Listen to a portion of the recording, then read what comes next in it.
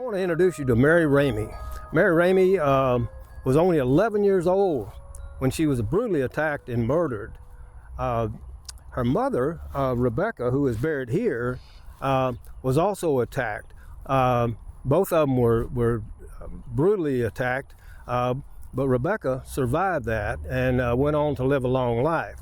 Although she was plagued with mental problems as a result, and physical problems as well. You know, long before Jack the Ripper began terrorizing the people over in London, there was someone terrorizing the people here in Austin, Texas.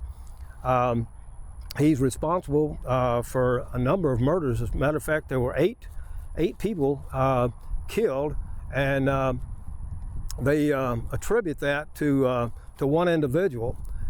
We talked a little bit about O. Henry, and O. Henry coined the phrase "Servant Girl Annihilator Murderer." Well, it seems that most of the women who were attacked and brutally killed were colored domestics for the most part. It seems that the killer would enter the house of one of the victims barefooted, I guess to keep from making a lot of noise.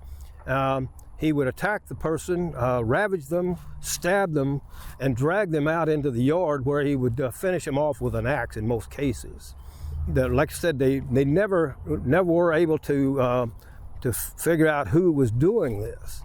And finally, the murders just seemed to stop, and people began to wonder, well, is that person, are they dead, are they gone? It's at one point there was a fellow by the name of Maurice. He was a Malaysian, a chef. He had come into Austin, was working at the Pearl House, but he left Texas, and it was said he went to England to work there, and maybe to escape being prosecuted for murder. But it was never actually proven that he was involved in this. There was another fellow over in England, I don't recall his name, but his wife was absolutely sure that he was Jack the Ripper. And he had spent time in the United States as well. But like I said, this was all supposition. Nobody could prove anything. The murders had stopped, and we were on our way to getting back to normal. And then one night on the east side, a fellow began harassing and attacking this young woman in one of the bars over there. And he drug her out of the bar and drug her into a house next door that was vacant. Well, you could hear her screams, from the bar, and so they immediately called the town marshal. And he arrived, and a couple of the fellows from the bar said, "Well, we'll go in and help you subdue him."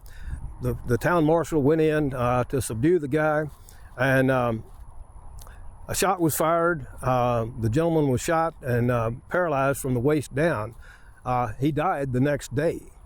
During an autopsy, they discovered that the fellow was missing one toe on one of his feet, and they began thinking back at the evidence of the attacks, and those footprints of a barefoot person walking around the house was definitely missing a toe. So the gentleman, or the fellow that had died, his name was Nathan Elgin, and we don't know today whether he is the perpetrator, but it's quite likely that he was. So we put to bed the myth that it was Jack the Ripper here, but a lot of people still like to believe that. And that's the story of Mary Ramey and the eight women who were slain by the Servant Girl Annihilator.